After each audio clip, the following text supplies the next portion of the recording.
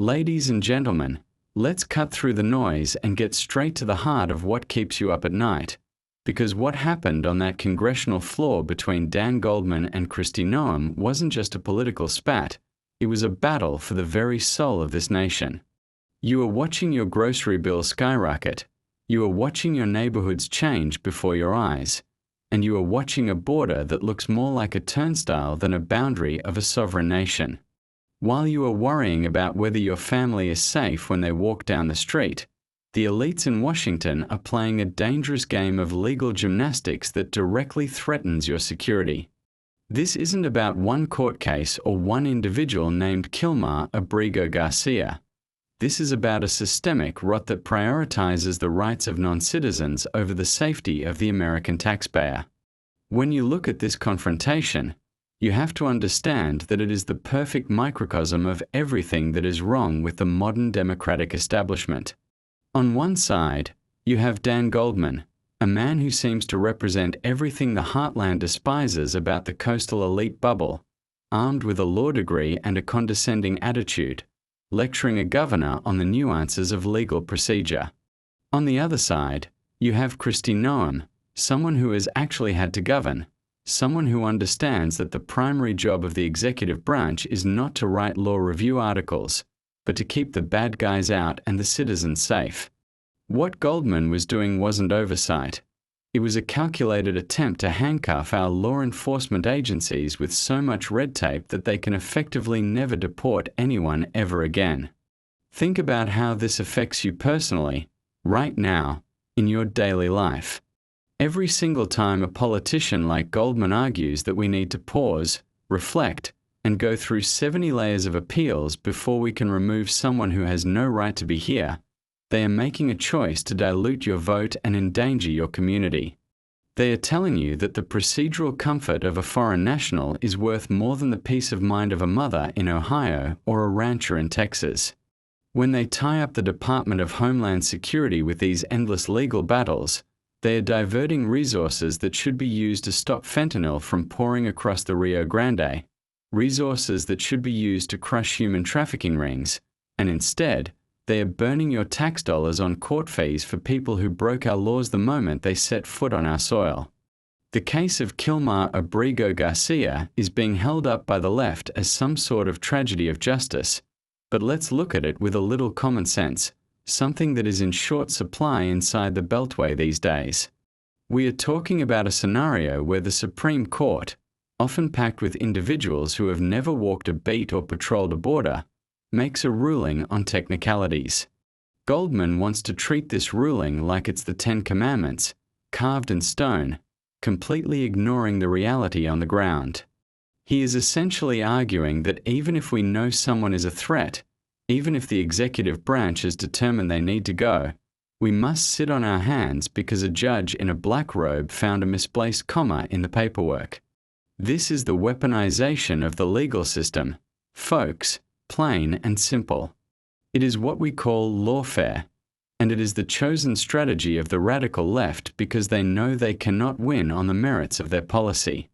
They cannot go to the American people and say, "We want open borders and more criminals on the streets," because they would lose every single state in the Union.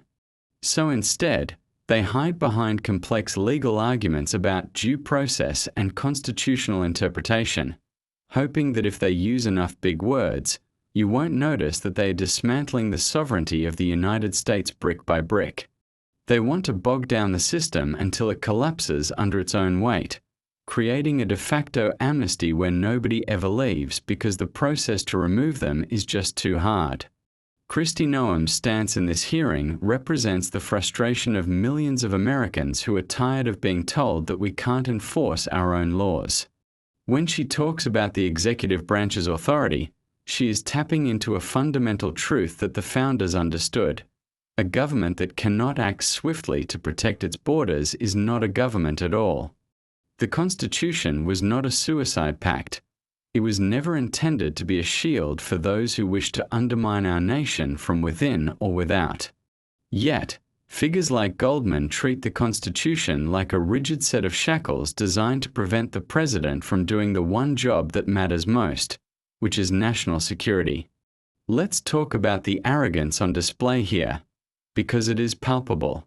You watch Dan Goldman drill down on this, trying to get a gotcha moment, trying to force Noem to say she doesn't respect the Supreme Court. It is a trap, a classic lawyer's trap. He doesn't care about the law, he cares about power. He wants to establish a precedent where the legislative branch and the judicial branch can micromanage the daily operations of border enforcement to the point of paralysis. If they can make an example out of this case, if they can prove that the executive branch has no wiggle room, then they have effectively won the war on the border without ever passing a single piece of legislation. This matters to you because when the executive branch loses the power to deport, your local police force loses the power to keep your streets safe. It is a trickle-down disaster.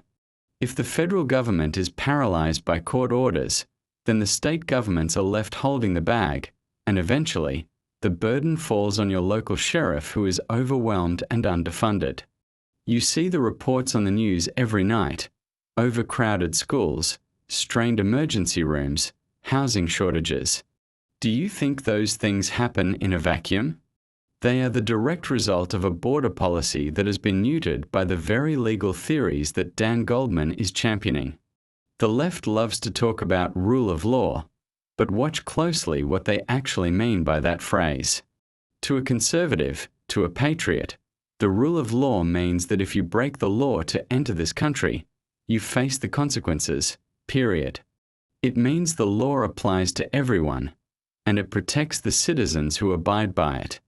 But to the modern Democrat, rule of law means finding the loopholes that allow them to bypass the will of the people.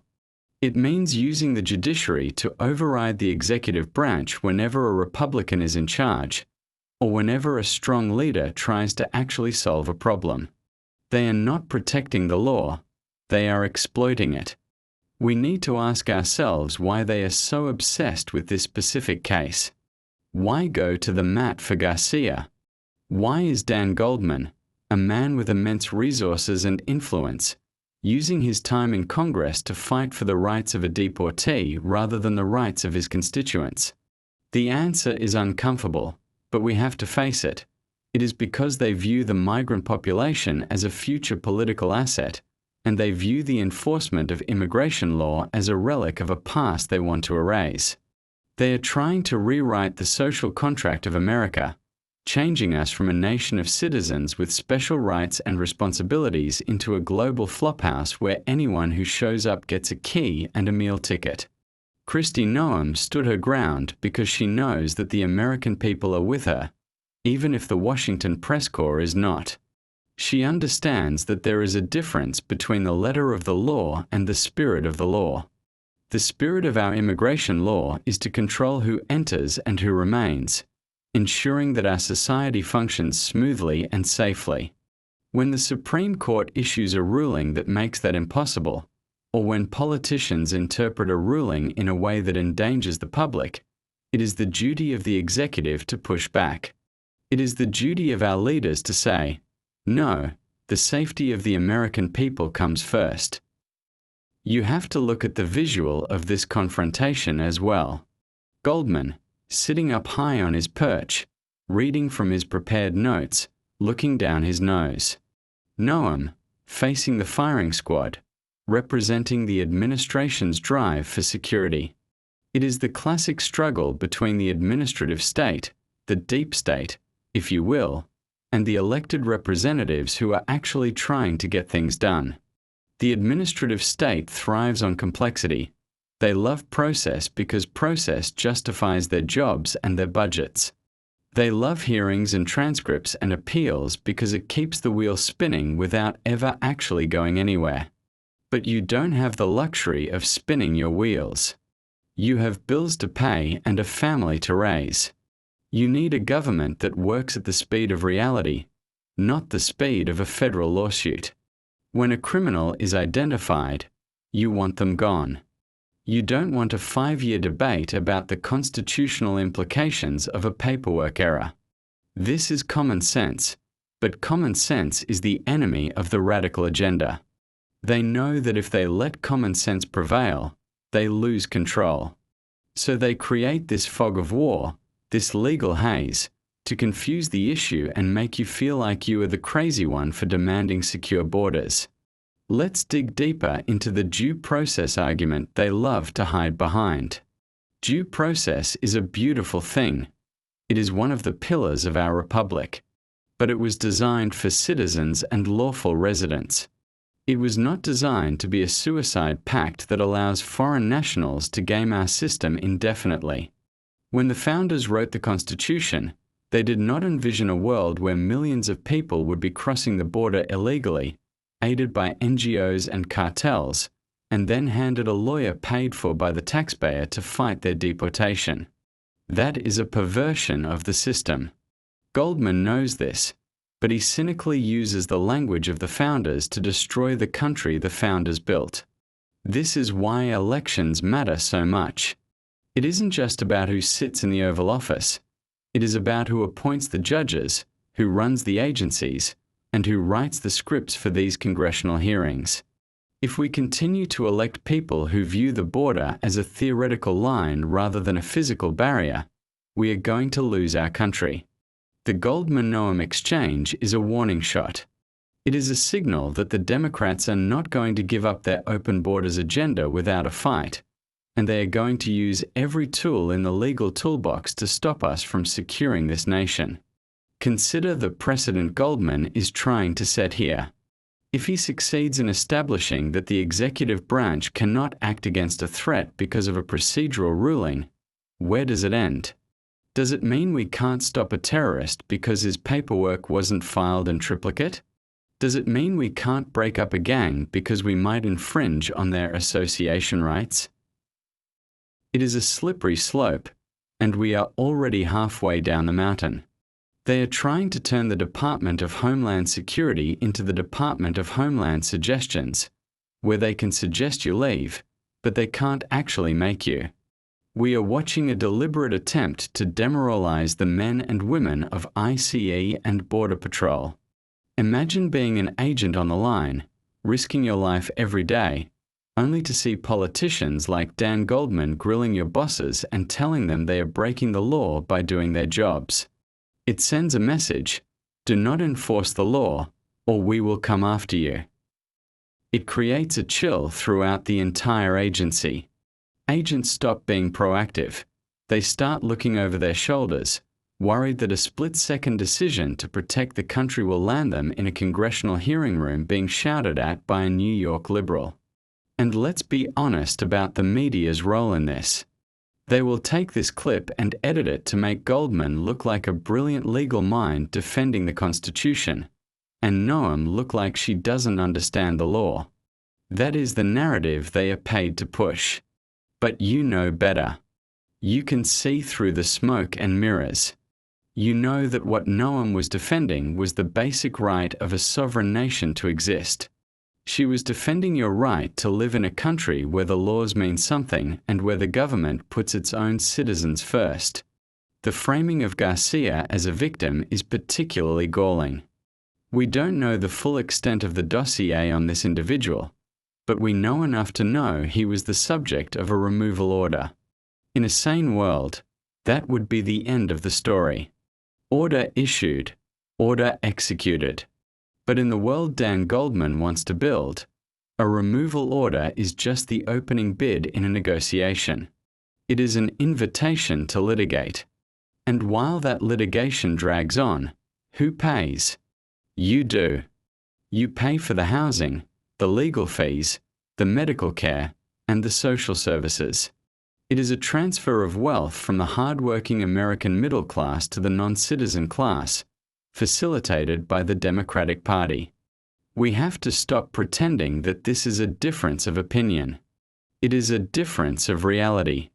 One side lives in a reality where borders are racist and enforcement is oppression. The other side, our side, lives in reality where nations have borders, laws have consequences, and safety is non-negotiable. The friction you saw in that hearing was the friction of these two tectonic plates grinding against each other. And frankly, only one side can win. Either we have a border, or we don't. Either we have a country, or we are just a landmass with an economy.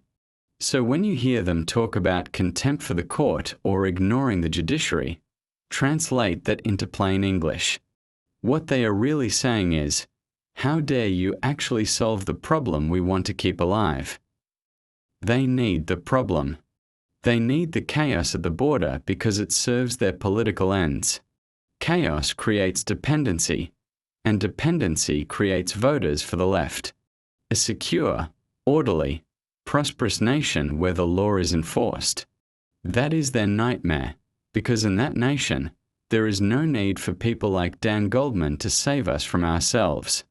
This brings us to a critical point that the mainstream media refuses to touch: the absolute, breathtaking hypocrisy of the Democratic establishment regarding the Supreme Court. Think about the last few years. Every time the Supreme Court issues a ruling that protects the unborn, or defends your Second Amendment rights, or stops an unconstitutional student loan bailout, what do we hear from people like Dan Goldman? We hear that the court is illegitimate. We hear calls to pack the court. We hear that the justices are corrupt and out of control. They spend months attacking the credibility of the institution, trying to tear it down because it stands in the way of their radical agenda.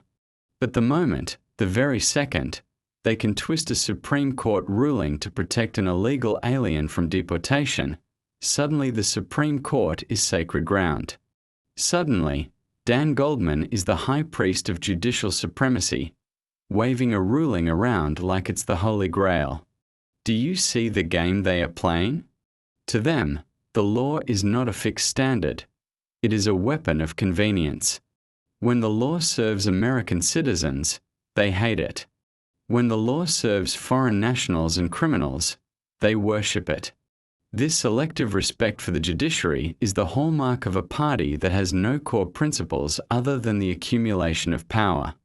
Let's look closer at this specific legal argument Goldman was pushing, because it reveals their entire strategy for the next decade.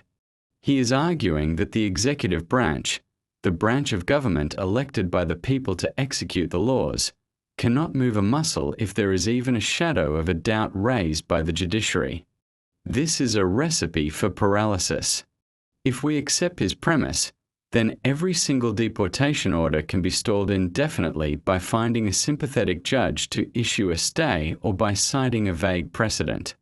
It turns our immigration system into a permanent parking lot. They know they can't pass a law saying open the borders, so they want to create a legal environment where closing the border is statutorily impossible. And who pays the price for this paralysis? It isn't Dan Goldman living in his secure apartment in New York City. It isn't the donors writing checks to the Democratic National Committee. It is the rancher in Arizona who finds dead bodies on his property.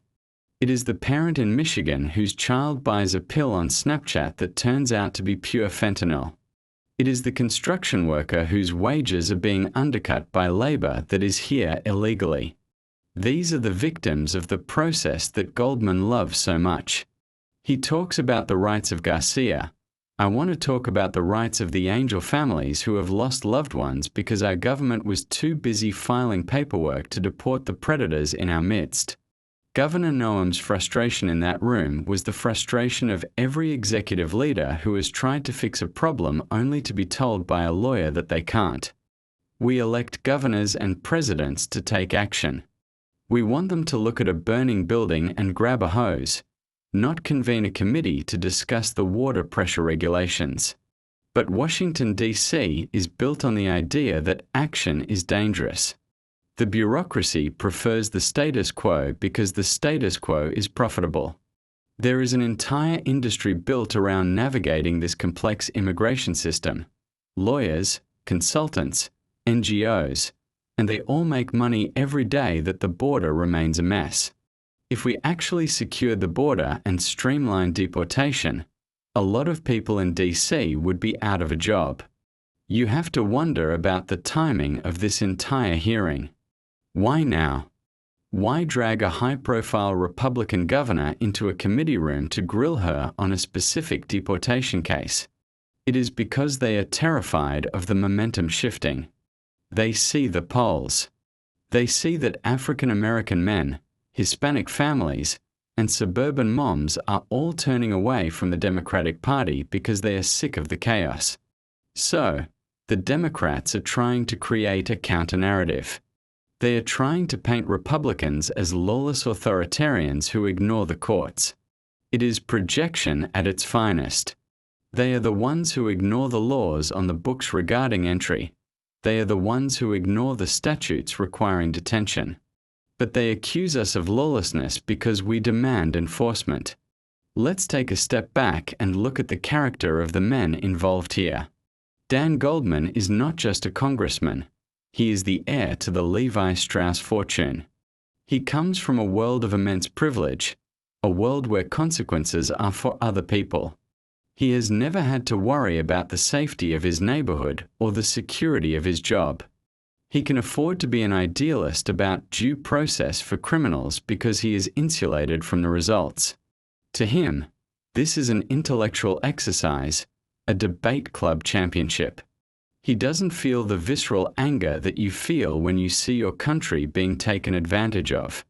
He looks at America not as a homeland to be defended, but as a jurisdiction to be administered. Contrast that with the perspective of the American people. We view citizenship as a sacred bond. It is a club with membership dues, taxes, jury duty, adherence to the law. When you allow someone to break into the clubhouse, eat the food, sleep on the couch, and then sue the club manager when they are asked to leave, you destroy the value of the membership. That is what this is about. It is the devaluation of American citizenship. Every time a Dan Goldman fights for a Kilmar Abrigo Garcia, he is telling you that your citizenship is worth a little bit less. He is telling you that the person who broke the line has just as much claim to the American dream as you do, maybe even more, because they have the victim card. And don't let them gaslight you with the human rights rhetoric. There is nothing humane about the current system. The open border policies advocated by the left have created the largest human trafficking network in the history of the world. By making it difficult to deport people, they encourage more people to make the dangerous journey. They are effectively subsidizing the cartels. If the border was sealed and deportation was swift and certain, if it was catch and deport instead of catch and release, the incentive to come illegally would vanish. The cartels would lose their revenue stream. Lives would be saved. But Goldman and his ilk would rather posture about legal niceties than save lives by enforcing the law. We also need to talk about the concept of standing. In a courtroom, you need standing to bring a case. But in the court of public opinion, the Democrats seem to think that foreign nationals have standing to dictate our policies. Since when did the comfort of a deportee become a national priority? We have veterans sleeping under bridges. We have an opioid epidemic killing 100,000 Americans a year. We have crumbling infrastructure. Yet, Congress is spending its limited time and your tax dollars debating whether the Department of Homeland Security was too mean to a guy who wasn't supposed to be here in the first place. It is a gross misallocation of attention. This is why the MAGA movement, the America First movement, scares them so much. Because we are asking the forbidden questions. We are asking, why? Why is this our problem? Why are we the world's orphanage? Why are we the world's police force? Why are we prioritizing the foreign over the domestic? When Kristi Noem pushes back, she is channeling that skepticism. She is refusing to accept the premise that we owe the world an explanation for protecting our own house. The establishment hates that. They want a Republican Party that apologizes. They want a controlled opposition that agrees with the premises of the left, but just wants to manage the decline a little slower. But the days of the apologetic Republican are over. We are done saying sorry for wanting a secure border. We are done tiptoeing around the issue so we don't offend the sensibilities of the New York Times editorial board. The exchange between Goldman and Noem is a signal flare. It shows that the old guard of the Democratic Party, the ones who think they can bully us into submission with legal jargon, are facing a new kind of resistance. They are facing leaders who read the Constitution and see a document that empowers the president to protect the nation, not a document that empowers judges to dismantle it. Let's dissect the argument about judicial review that Goldman relies on. Yes, courts review laws. But the executive branch has plenary power over immigration. That is a legal term that means the power is absolute and complete. Historically, the Supreme Court has deferred to the President and Congress on matters of who comes in and who goes out, because these are issues of national sovereignty and foreign relations, not domestic criminal justice. Goldman is trying to blur that line. He is trying to import the rights of a criminal defendant, like the right to a jury trial, the right to confront accusers, into the immigration system. If he succeeds, the deportation system will grind to a total halt. You cannot give a jury trial to every single one of the millions of people who cross the border. It is logistically impossible. And that is exactly the point. They want to break the system. This is the Cloward-Piven strategy in action. Overload the welfare system, overload the legal system, overload the schools, until everything collapses and they can rebuild it as a socialist utopia. They know they can't win a fair fight, so they flood the zone. The Garcia case is just one grain of sand in the flood, but Goldman is treating it like a boulder because he wants to set the precedent. He wants to be able to say, look, the Supreme Court said you have to pause, so you have to pause for everyone. It is a Trojan horse. And think about the message this sends to the world. If you are sitting in a village in Central America or a city in the Middle East, and you watch this hearing, what do you see? You see a United States congressman fighting tooth and nail to keep a deportee in the country. You see a system that is fighting itself. You see weakness. And weakness is provocative. Weakness invites aggression. When the world sees that we don't have the stomach to enforce our own laws, they lose respect for us. Our enemies embolden themselves. Our allies lose faith. A strong border is not just about immigration. It is a projection of national strength and resolve. Kristi Noem understands that strength is the only language that is respected on the international stage. You cannot have a strong foreign policy with a weak border. You cannot be a superpower if you cannot control who walks across your threshold. The Democrats want to turn us into a massive NGO, a humanitarian organization with an army, rather than a sovereign republic. That is the fundamental disconnect. They see the US government as a service provider for the world. We see it as the defender of the American people. Furthermore, we must address the sovereignty issue. Who rules this country? Is it the people, through their elected representatives, or is it unelected judges and bureaucrats? When a court says you cannot deport someone that the people's laws say should be deported, that is a violation of popular sovereignty. It is the few overruling the many. Goldman is the face of that minority rule. He represents the elite class that believes they know better than you. They believe your desire for a border is uneducated or bigoted. They think you just don't understand the complexities of international law. But you understand something they don't. You understand that a country without borders is not a country. We are watching a slow-motion coup against the concept of the nation-state. It sounds dramatic, but look at the evidence. They attack the borders, they attack the history, they attack the flag, and they use the legal system to tie the hands of anyone who tries to stop them. The Garcia case is just the latest skirmish in this war. Dan Goldman is a soldier for the globalist view, fighting to erase the distinction between citizen and non-citizen. Kristi Noem is fighting to preserve that distinction. It is that simple. So when you hear the media fawning over Goldman's sharp questioning, recognize it for what it is: theatre. It is a performance designed to reassure their base that they are still in control, that the adults are in the room. But the reality is that they are losing the narrative. The American people are waking up. We are seeing that the compassion of the left is actually cruelty. Cruelty to the migrants who are exploited, and cruelty to the citizens who are ignored. True compassion is a secure border. True compassion is a legal system that functions efficiently. True compassion is putting your own children first. And don't forget the financial incentive. Who funds the campaigns of people like Dan Goldman? It certainly isn't the Border Patrol Union. It isn't the farmers along the Rio Grande. It is the corporate interests that want cheap labor. It is the law firms that bill by the hour for immigration defense. It is the progressive foundations that want to reshape demographics. There is a massive economy built around illegal immigration, and Dan Goldman is its protector in Congress.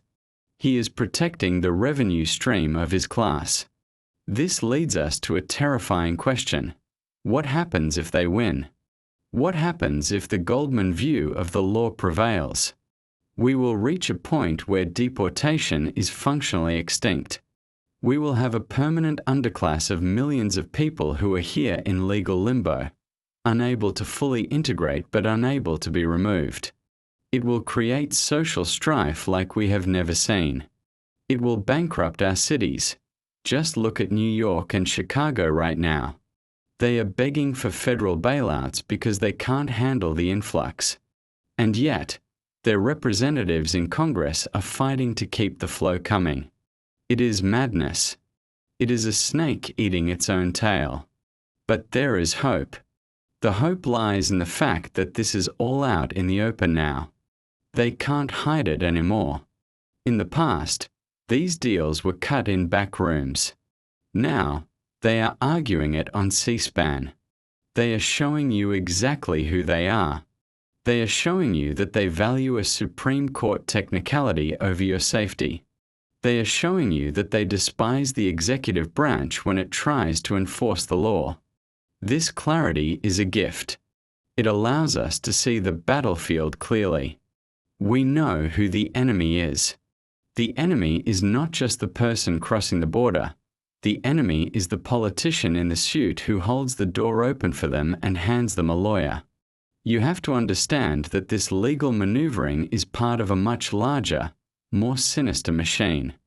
We often talk about the deep state, but what you saw in that hearing room was the deep state taking off its mask. Dan Goldman is not just acting as a congressman. He is acting as the enforcer for the permanent bureaucracy. This is the fourth branch of government that nobody voted for, the branch that cannot be fired, and the branch that actually runs the country while the politicians distract you with sound bites. They believe that administrative procedure is higher than the Constitution itself. To them, a regulation written by a bureaucrat in a basement in D.C. carries more weight than the safety of a family in South Dakota. Think about the absurdity of the situation regarding the Supreme Court's involvement. The left has spent decades turning the legal system into a minefield. They plant these legal landmines, obscure statutes, conflicting precedents, vague definitions of asylum, so that when a conservative leader tries to walk across the field to fix the border, they get blown up. Goldman's questioning was designed to see if Noem would step on one of those mines. He wasn't looking for truth. He was looking for a slip-up he could use to file an injunction. It is governance by entrapment. And let's look at the global context, because we don't live in a bubble. Try doing what Kilmar Abrigo Garcia did in any other country on earth. Try walking across the border into China, or Russia, or even Mexico, and then demanding a lawyer to fight your deportation based on a procedural technicality. You would be laughed out of the room, or worse. Every other serious nation understands that borders are the skin of the country. If you cut the skin, the body gets infected. Only in the West, and specifically in the United States under democratic leadership, have we convinced ourselves that national suicide is a moral virtue. They call it humanitarianism, but it is actually masochism. We are the only nation paying for our own invasion. This connects directly to the concept of the uni-party. You might ask, why aren't more Republicans shouting about this? Why is it only a few like Noem or the Freedom Caucus? Because the establishment Republicans, the rhinos, are terrified of the media. They are terrified of being called names by Dan Goldman. They would rather lose with dignity than win by fighting dirty. But the base is done with that. We are done with the polite surrender. We want leaders who understand that this is a street fight for the future of the Republic. Noem stood her ground because she knows that if she gives an inch, they will take a mile. Consider the financial implications of Goldman's argument. If the government is forced to pause deportation every time there is a legal challenge, we have to detain these individuals. Detention costs money. Housing costs money. And who owns the contracts for these facilities? Who provides the services? Often, it is companies and organizations with deep ties to the political establishment. It is a self-licking ice cream cone. The chaos at the border generates billions of dollars in government contracts. If the border is fixed, the money stops flowing. So, they keep the border open, and they use the legal system to ensure it stays that way. We also need to talk about the rule of law versus the rule of lawyers. America was built on the rule of law, which means the law is clear, public, and applied equally. What Goldman wants is the rule of lawyers, where the law is so complex, so twisted, and so dependent on interpretation that you need $1 million legal team to navigate it. This disenfranchises the common man. You cannot afford to play their game. You just want your town to be safe. But they tell you that your safety is secondary to their legal theories. It is a form of tyranny, a tyranny of the experts. Let's address the elephant in the room, the potential for terror. We know that individuals on the terror watch list are crossing the border. We know that people from nations hostile to the United States are blending in with the migrant caravans. When Dan Goldman fights to strip the executive branch of its power to deport, he is effectively fighting to keep those potential terrorists here. He is gambling with American lives. He is betting that nothing bad will happen. But if, God forbid, something does happen, if there is another attack on our soil, the blood will be on the hands of the people who tied the hands of our law enforcement. They will say, "We didn't know," but the transcripts are right here. We are warning them right now. The framing of this specific individual, Garcia, is also a psychological operation. They always pick the most sympathetic-looking cases to argue the precedent. They don't talk about the gang members or the violent criminals. They pick someone they can paint as a victim of the system. But the precedent they set applies to everyone.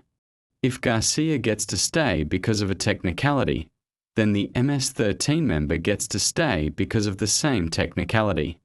You cannot have it both ways. A loophole for one is a loophole for all. Goldman knows this. He is using Garcia as a wedge to pry open the door for everyone else. And what about the message this sends to the legal immigrants? The millions of people who stood in line, paid their fees, took the tests, and swore the oath? They are the ones being insulted the most. They played by the rules. Now they watch as people who broke the rules are given VIP treatment by the United States Congress. It devalues their sacrifice. It tells them that they were suckers for following the law. The Democratic Party has abandoned the lawful immigrant in favor of the illegal alien because the illegal alien is a more potent political tool. Kristi Noem's presence in that hearing is symbolic of the resistance from the red states. We are seeing a new phenomenon: state governments having to step up and do the job the federal government refuses to do. Texas is building its own wall. Florida is sending troops. South Dakota is deploying the National Guard. This is federalism in action, but it is also a sign of a broken system. We shouldn't have to have 50 separate border policies. But because people like Goldman have paralyzed Washington, the states are forced to act.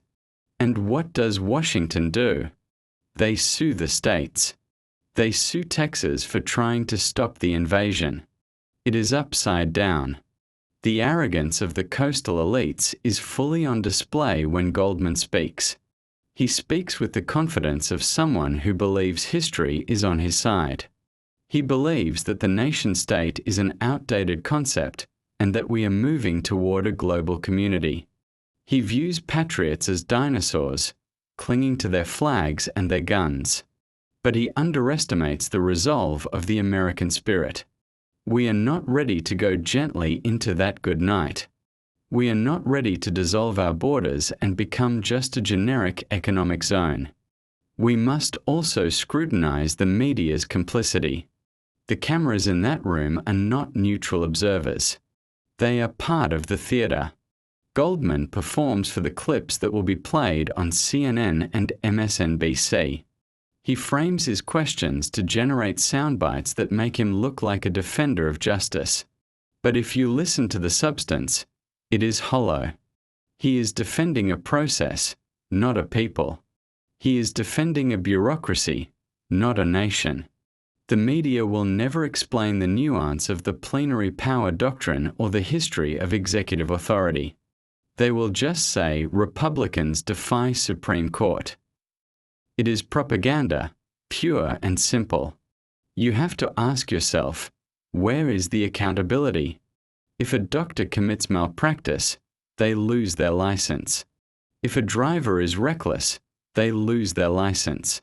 But if a politician pushes policies that result in the deaths of Americans, the destruction of communities, and the loss of sovereignty, what happens? They get re-elected. They get invited to cocktail parties. They get book deals. Dan Goldman will pay no price for the damage he is doing unless we, the people, make him pay at the ballot box. We have to make the political cost of open borders higher than the political gain. The Democrats rely on your exhaustion. They bombard you with so much noise, so many scandals, so many hearings, that you just tune out. They want you to think, oh, it's just politics, it's too complicated. That is how they win. They win by attrition. But you cannot afford to be exhausted. You have to stay angry. You have to look at that transcript and see it for what it is, a declaration of war on your way of life. They are telling you to your face that they value the rights of a foreign national more than your security. Governor Noem's refusal to be bullied is a template for every Republican going forward. No more apologies. No more accepting the premise of the left's questions. When they ask, "Don't you respect the court's ruling on this specific appeals process?" the answer shouldn't be a defensive mumbling. The answer should be, "I respect the Constitution which commands the President to protect the United States, and no court ruling can authorize the suicide of the nation." We need to shift the window of debate back to reality. The intellectual dishonesty of the left is staggering. They use the Statute of Liberty poem as if it were immigration law. They use emotional blackmail to shut down debate. Oh, you don't want this person to stay. You must hate immigrants. No, we hate lawlessness. We hate disorder. We hate the fact that our schools are overcrowded and our emergency rooms are full. We love our country, and we want to keep it. That is not hate, that is love. Love for our neighbors, love for our children, love for our future. This hearing is a microcosm of the 2024 and 2026 elections. It is a choice between two visions. Vision A is the Goldman vision, a country run by lawyers and judges, where borders are suggestions, citizenship is meaningless, and the government's job is to manage the decline of the American empire. Vision B is the Noem mega vision, a country run by the people, where borders are sealed, laws are enforced, citizenship is cherished, and the government's job is to put America first. There is no middle ground anymore. You have to choose. Let's also look at the due process argument from a resource perspective. Our courts are backed up for years. By adding more layers of appeals for deportation cases, Goldman ensures that the backlog grows to decades. This is amnesty by attrition. If the court date is 10 years from now, the person is effectively here permanently. They will have kids, they will get a job, and then 10 years later, the Democrats will say, "How can you deport them now? They have roots here." It is a cynical, long-term strategy to change the demographics of the country without ever passing a law. They break the system on purpose, then use the broken system as an excuse to grant amnesty. The danger of the imperial judiciary cannot be overstated. The founders intended the judiciary to be the least dangerous branch. They were supposed to interpret the law, not make policy. But because Congress is deadlocked, the left uses the courts to enact their agenda. They find a friendly judge to issue a nationwide injunction, and suddenly one unelected person in a black robe is dictating immigration policy for 330 million people. Goldman is cheering for this. He wants the courts to run the border because he knows the voters would never approve his open borders policies. We are witnessing the judicialization of politics. Instead of winning arguments in the marketplace of ideas, they run to the courthouse. It is weak. It is cowardly. But it is effective if we let them get away with it. We need to demand judicial reform. We need to demand that Congress take back its power. We need to strip the courts of the jurisdiction to micromanage national security. This is a heavy lift, but it is necessary if we want to remain a free people. Think about the brave men and women of ICE. They are portrayed as villains by the media and by politicians like Goldman. They are spat on, demonized, and threatened. Yet they suit up every day to protect us. When Goldman attacks the deportation process, he is spitting in the face of every ICE agent. He is telling them that their work is illegitimate. We need to have their backs. We need to say, loud and clear, that we support the deportation of those who have no right to be here. We need to destigmatize the enforcement of the law. The battle between Goldman and Noem is also a battle of cultures. Goldman represents the secular, urban, academic culture that looks down on faith, family, and flag. Noem represents the heartland culture that values those things. The friction is visceral. You could feel the disdain dripping from Goldman's voice. He wasn't just questioning a governor, he was questioning the legitimacy of her worldview. He cannot comprehend why anyone would prioritize national sovereignty over international norms. He is a citizen of the world. She is a citizen of America. And let us not forget the role of NGOs, non-governmental organizations. These groups receive millions in taxpayer grants to assist migrants. They coach them on what to say to claim asylum. They provide legal aid. They are effectively the travel agents for the invasion. Goldman is the political wing of this NGO complex. He ensures the government keeps funding the very groups that are undermining the government's laws. It is a racket, a massive, taxpayer-funded racket designed to dissolve the border. As we move toward the final conclusion of this analysis, keep in mind that this is not just about one hearing. It is about a pattern of behavior. It is about a political party that has decided that the American people are the problem, and that their job is to replace the American people with a more compliant population. That is the harsh truth. It is uncomfortable to say, but we have to say it. The actions of Dan Goldman make no sense if his goal is to serve the current citizens. They only make sense if his goal is to transform the electorate. We are standing at the precipice of a new era in American history, and the direction we take depends on who wins this argument.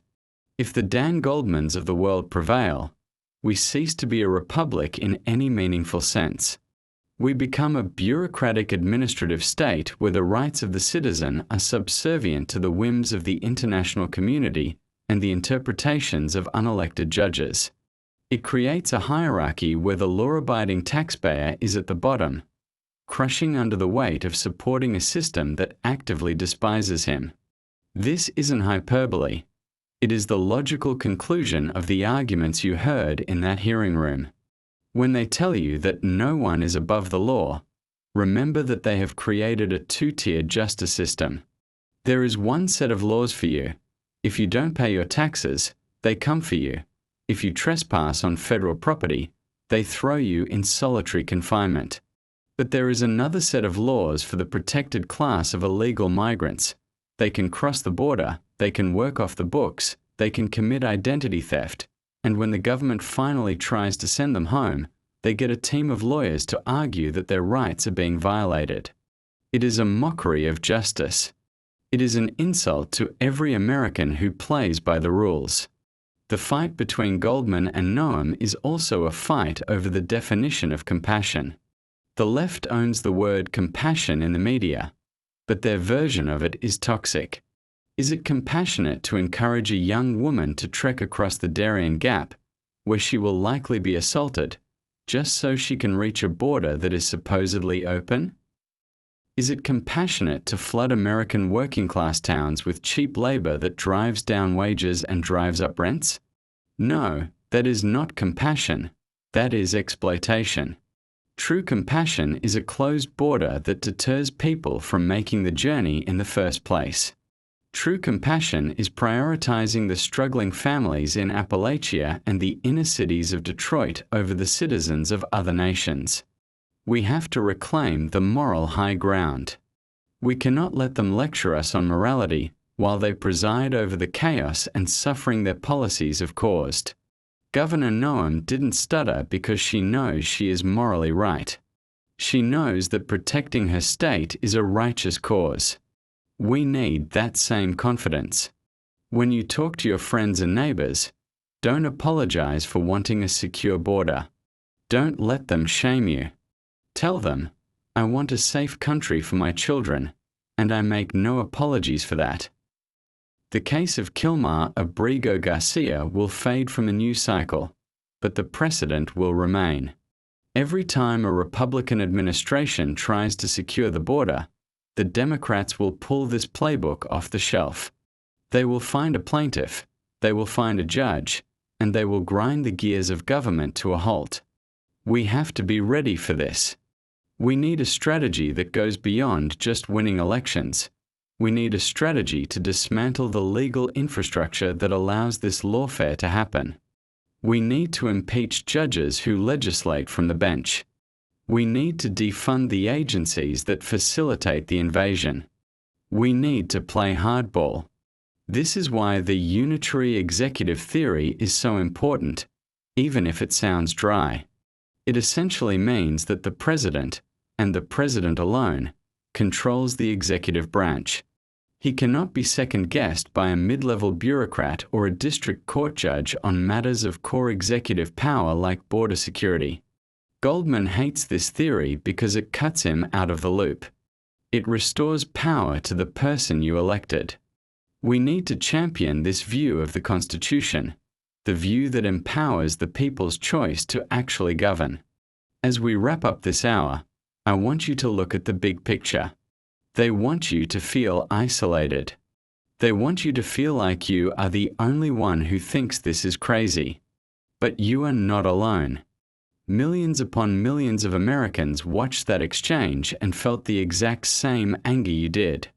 They saw a smug elitist trying to trap a patriot, and they saw through it. The tide is turning.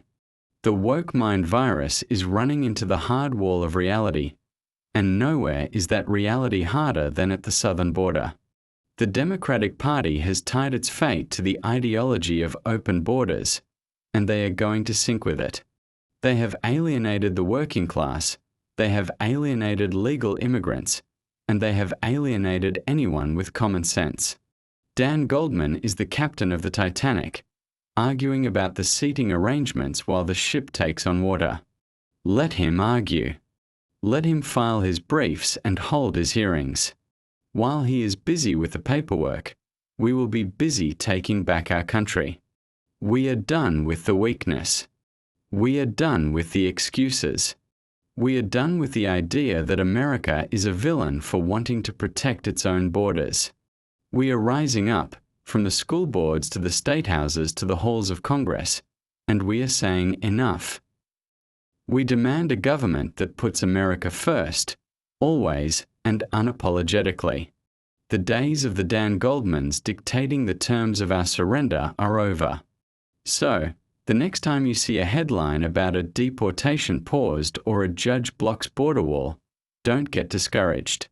Get active. Support the legal funds fighting these battles. Support the candidates who aren't afraid to speak the truth. And remember the image of Kristi Noem staring down the establishment. That is the spirit we need. That is the spirit that will save this republic. The border is the line in the sand, and we are holding that line. Thank you for listening. Keep the faith, keep fighting, and never forget that this is your country. They work for you, not the other way around. Stay strong, Patriots.